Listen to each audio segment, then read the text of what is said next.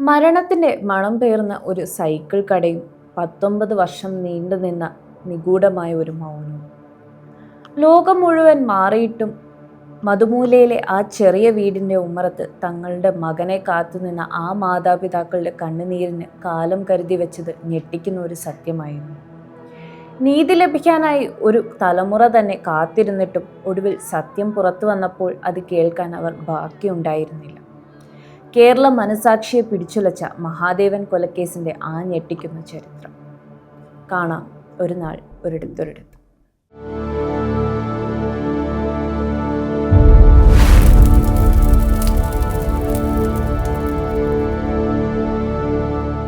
ആയിരത്തി 1995 സെപ്റ്റംബർ 8 ചങ്ങനാശ്ശേരി മധുമൂല സ്വദേശിയായ വിശ്വനാഥൻ ആചാര്യയുടെയും വിജയലക്ഷ്മിയുടെയും മകനായ 13-കാരനായ മഹാദേവനെ കാണാതാകുന്നു. വൈകുന്നേരം അച്ഛൻ്റെ കയ്യിൽ നിന്നും 2 രൂപയും വാങ്ങി പോയതാണവൻ. എത്തേണ്ട സമയമായിട്ടും കാണാതായതോടെയാണ് വീട്ടിൽ നിന്ന് അവനെ അന്വേഷിച്ച് മാതാപിതാക്കൾ ഇറങ്ങിയത്. വീടിന് സമീപത്തെ കടയിലേക്ക് സൈക്കിളിലാണ് മഹാദേവൻ പോയത്. പിന്നീട് മടങ്ങി വന്നിട്ടില്ല. മകനെ അന്വേഷിച്ച് മാതാപിതാക്കൾ പല വഴി അലഞ്ഞു. അപ്പോഴാണ് മഹാദേവൻ കസ്റ്റഡിയിലുണ്ടെന്നും പണം നൽകിയാൽ വിട്ടുതരാമെന്നും പറഞ്ഞ് വിശ്വനാഥൻ ആചാര്യയ്ക്ക് ഫോൺ വിളി എത്തുന്നത്. തെളിവിനായി മഹാദേവന്റെ ചെരുപ്പും കാണാതാകുമ്പോൾ കയ്യിലുണ്ടായിരുന്ന വീട്ടിലെ സ്കൂട്ടറിന്റെ താക്കോലും അടുത്തുള്ളൊരു സ്ഥലത്ത് വെച്ചിട്ടുണ്ടെന്നും പറഞ്ഞു. ചെരുപ്പും താക്കോലും കയ്യിൽ കിട്ടിയതോടെ മകനെ പണത്തിനു വേണ്ടി ആരോ തട്ടിക്കൊണ്ടുപോയതാണെന്ന് വിശ്വനാഥൻ വിശ്വസിച്ചു. പറഞ്ഞ സ്ഥലത്ത് പണവുമായി കാത്തുനിന്നെങ്കിലും ആരും എത്തിയില്ല. പിന്നെയും പലവട്ടം പണം ആവശ്യപ്പെട്ട് ഫോൺ വിളികളും കത്തുകളും എത്തി. പക്ഷേ മഹാദേവനെ മാത്രം അവർക്ക് തിരികെ കിട്ടിയില്ല. ആദ്യം ലോക്കൽ പോലീസും പിന്നീട് ക്രൈംബ്രാഞ്ചും അന്വേഷിച്ചിട്ടും പുരോഗതിയില്ലാതെ വന്നതോടെ CBI അന്വേഷണം ആവശ്യപ്പെട്ട് കുടുംബം ഹൈക്കോടതിയെ സമീപിച്ചു. ക്രൈംബ്രാഞ്ചിന്റെ hurt and homicide wing SP നേരിട്ട് കേസ് അന്വേഷിക്കാനായിരുന്നു കോടതിയുടെ ഉത്തരവ്. ഇതിനിടെ മകനെ കണ്ടെത്താനാകാത്ത ദുഃഖം പേറി 11 വർഷം ജീവിച്ച വിശ്വനാഥൻ 2006 വീടിന് മുന്നിൽ കുഴഞ്ഞു വീണു മരിച്ചു. മകനെ കാണാതായത് മുതൽ കിടപ്പിലായിരുന്ന അമ്മ വിജയലക്ഷ്മി 2011 മരിച്ചു. 2010 കേസ് ADGPയുടെ കീഴിൽ ക്രൈംബ്രാഞ്ചിന്റെ ഹർട്ട് ആൻഡ് ഹോമിസൈഡ് വിംഗ് അന്വേഷിക്കണമെന്ന് ജസ്റ്റിസ് KM ജോസഫ് ഉത്തരവിട്ടത്. മുൻപ് കേസ് അന്വേഷിച്ചവരെ രൂക്ഷമായ ഭാഷയിൽ കോടതി അന്ന് ശകാരിക്കുകയും ചെയ്തിരുന്നു. 2013 കേസിന്റെ അന്വേഷണം വീണ്ടും തുടങ്ങുന്നത്. ക്രൈംബ്രാഞ്ചിന്റെ hurt and homicide wing SP KG സൈമണിനായിരുന്നു അന്വേഷണ ചുമതല. മഹാദേവനെ കാണാതായതിനു പിന്നാലെ പണം ആവശ്യപ്പെട്ട് വീട്ടിലേക്ക് ഫോൺ വന്നിരുന്നു. അതുകൊണ്ട് തന്നെ വീട്ടിലെ വിലാസവും നമ്പറുമെല്ലാം അറിയുന്ന ആരോ ഒരാളാണ് തിരോധാനത്തിന് പിന്നിലെന്ന് പോലീസ് ഉറപ്പിച്ചു. കാണാതായ ദിവസം വീട്ടിൽ നിന്നിറങ്ങിയ മഹാദേവൻ പോയ വഴിയുടെ റൂട്ട് മാപ്പ് എടുത്ത് ആ വഴിയിലുള്ള പലരുടെയും മൊഴിയെടുത്തു. മഹാദേവന്റെ ആ റൂട്ട് മാപ്പ് അവസാനിച്ചത് മധുമൂലയിലുള്ള ഒരു സൈക്കിൾ കടയുടെ മുന്നിലായിരുന്നു. അവിടെ വരെ മഹാദേവനെ കണ്ടെന്ന് പലരും മൊഴി നൽകുകയും ചെയ്തിരുന്നു. അങ്ങനെ ആ സൈക്കിൾ കട കേന്ദ്രീകരിച്ചായി പിന്നീടുള്ള അന്വേഷണത്തിൽ വാഴപ്പള്ളി സ്വദേശിയായ ഹരികുമാർ എന്ന ഉണ്ണിയുടെ സൈക്കിൾ കടയാണതെന്ന് മനസ്സിലായി. സൈക്കിളിന് കാറ്റടിക്കാനും നന്നാക്കാനുമൊക്കെയായി മഹാദേവൻ അവിടെ പോകാറുണ്ടായിരുന്നു. എന്നാൽ കുറെ കാലമായി കട അടഞ്ഞു കിടക്കുകയാണ്. ഉണ്ണിക്ക് കോട്ടയത്തുള്ള ഒരു കോൺട്രാക്ടറുടെ കീഴിൽ ജോലി കിട്ടിയതോടെയാണ് കട തുറക്കാതായതെന്ന് അയാളുടെ വീട്ടുകാരിൽ നിന്ന് അന്വേഷണ സംഘം മനസ്സിലാക്കി.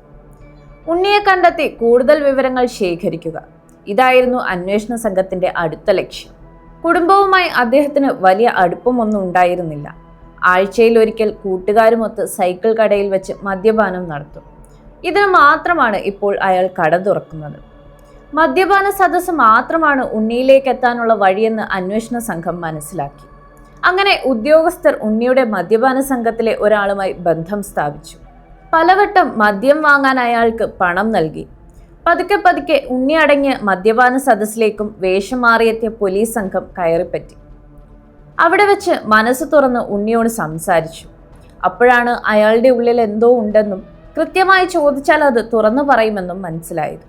അങ്ങനെ 2014 ഫെബ്രുവരി 26 അന്വേഷണ സംഘം ഉണ്ണി ഉൾപ്പെടെ 6 പേരെ കസ്റ്റഡിയിലെടുത്ത് കോട്ടയം പോലീസ് ക്ലബിലെത്തിച്ചു. എല്ലാവരും ഉണ്ണിയുടെ മദ്യപാന സദസ്സുമായി ബന്ധമുള്ളവരായിരുന്നു.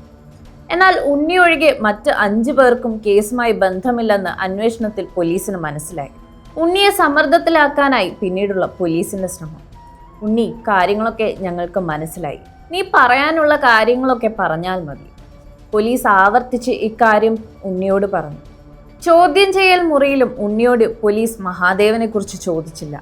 പകരം കഴിഞ്ഞ 19 വർഷത്തിനിടെ പലരോടായി ഉണ്ണി പറഞ്ഞ കള്ളങ്ങൾ അക്കമിട്ട് നിരത്തി. അതൊക്കെ എന്തിനായിരുന്നു എന്ന് ചോദിച്ചു. ആ ചോദ്യം ചെയ്യലിൽ ഉണ്ണി പതറി. പറ്റിപ്പോയി സാറേ, കോനാരി സലിയെ ഞാൻ കൊന്നതാണ്. ഉണ്ണിയുടെ മറുപടി കേട്ട പോലീസ് സംഘം ഞെട്ടിത്തെരിച്ചു. എന്നാൽ ആ പതർച്ച വാക്കുകളിൽ വരാതെ പോലീസ് സംഘം അയാൾക്ക് മുന്നിൽ നിന്നു. അതൊക്കെ ഞങ്ങൾക്കറിയാം, നീ മഹാദേവന്റെ കാര്യം പറ. ഇതായിരുന്നു പോലീസിന്റെ അടുത്ത ചോദ്യം. അങ്ങനെ ഉണ്ണി ആ കഥ പറഞ്ഞു തുടങ്ങി. 3 പെൺമക്കൾക്ക് ശേഷം പിറന്ന മഹാദേവനോട് മാതാപിതാക്കൾക്ക് വലിയ വാത്സല്യമായിരുന്നു. പലപ്പോഴും 6 പവനോളം തൂക്കമുള്ള മാല മഹാദേവൻ അണിയുമായിരുന്നു. മദ്യപനായ ഉണ്ണി ധാരാളം ലോട്ടറി ടിക്കറ്റുകൾ എടുക്കുന്ന ശീലക്കാരനായിരുന്നു. അതിനുള്ള പണം സമ്പാദിക്കാൻ സ്വർണമാല മോഷ്ടിക്കാമെന്നാണ് അദ്ദേഹം കരുതിയത്. അങ്ങനെ മഹാദേവന്റെ സ്വർണമാലയിൽ ഉണ്ണി കണ്ണുവെച്ചു. 1995 സെപ്റ്റംബർ 8 വൈകിട്ട് സൈക്കിൾ റിപ്പയർ ചെയ്ത പണം നൽകാൻ കടയിലെത്തിയ മഹാദേവനെ കഴുത്തിലുണ്ടായിരുന്ന സ്വർണമാല മോഷ്ടിക്കാനായി ഉണ്ണിയും സംഘവും കടന്നുപിടിച്ചു. അവൻ എതിർത്തപ്പോൾ സമീപത്തെ വർക്ക്ഷോപ്പിലേക്ക് കൊണ്ടുപോയി കഴുത്ത് ഞെരിച്ചു കൊന്നു. ഭാര്യ സഹോദരൻ പ്രമോദ്, സുഹൃത്ത് കോനാരി സലി എന്നിവരുടെ സഹായത്തോടെയാണ് മൃതദേഹം മറവ് ചെയ്തത്. ഓട്ടോറിക്ഷയിൽ കയറ്റി മറിയപ്പള്ളി മുട്ടത്തെ പാറമടക്കുളത്തിൽ തള്ളി. കൊലപാതകം നടത്തിയെങ്കിലും മഹാദേവൻ ജീവനോടെ ഉണ്ടെന്ന് പറഞ്ഞ് അവർ മാതാപിതാക്കളെ കുഴപ്പിച്ചു. സ്കൂട്ടറിന്റെ താക്കോലും ചെരുപ്പുമൊക്കെ പല സ്ഥലത്തും കൊണ്ടുപോയി വെച്ചതും മഹാദേവന്റെ വീട്ടിലേക്ക് ഫോൺ ചെയ്ത് പണം ആവശ്യപ്പെട്ടതുമെല്ലാം കോനാരി സലിയായിരുന്നു. പക്ഷെ പണമൊന്നും കിട്ടിയില്ല. പതിയെ സലി കൊലപാതകത്തിന്റെ കാര്യം പറഞ്ഞു ഉണ്ണിയെ ഭീഷണിപ്പെടുത്താൻ തുടങ്ങി. പണവും ആവശ്യപ്പെടാൻ തുടങ്ങി. മധുമൂലയിലെ സൈക്കിൾ വർക്ക്ഷോപ്പിൽ വെച്ച് മദ്യം തരാമെന്ന് പ്രലോഭിപ്പിച്ചാണ് ഉണ്ണി സലിയെ വിളിച്ചു വരുത്തിയത്. 2 തുള്ളി സൈനൈഡ് ഗ്ലാസ്സിലെ മദ്യത്തിലൊഴിച്ച് സലിക്ക് നൽകി. ഇത് കുടിച്ചയുടൻ സലി മരിച്ചു. കൊലപാതക ശേഷം സലിയെ 3 സൈക്കിൾ ട്യൂബ് കൊണ്ട് വരിഞ്ഞുകെട്ടി. പ്രമോദിന്റെ സഹായത്തോടെ മൃതദേഹം മഹാദേവന്റെ മൃതദേഹം തള്ളിയ അതേ പാറമടക്കുളത്തിൽ തള്ളി. മഹാദേവൻ മരിച്ച് 1.5 വർഷത്തിന് ശേഷമാണ് സലിയെ ഉണ്ണി കൊലപ്പെടുത്തിയത്. സലിയുടെ മൃതദേഹം മറവ് ചെയ്യാൻ സഹായിച്ച സഹോദരി ഭർത്താവ് പ്രമോദ് പിന്നീട് ദുരൂഹ സാഹചര്യത്തിൽ മരിച്ചു. പ്രമോദ് 2 വർഷം മുൻപ് വീട്ടിലെ കുളിമുറിയിൽ കാൽ വഴുതി വീണ് തലപൊട്ടി മരിച്ചുവെന്നാണ് പറയുന്നത്. മഹാദേവൻ കൊല്ലപ്പെട്ടതാണെന്ന് തെളിഞ്ഞത് 19 വർഷങ്ങൾക്ക് ശേഷമാണ്. വിചാരണാവേളയിൽ ജാമ്യത്തിലിറങ്ങിയ ഉണ്ണിയെ 1 വർഷം മുൻപ് കോട്ടയത്തെ ഒരു വീട്ടിൽ തൂങ്ങി മരിച്ച നിലയിൽ കണ്ടെത്തി.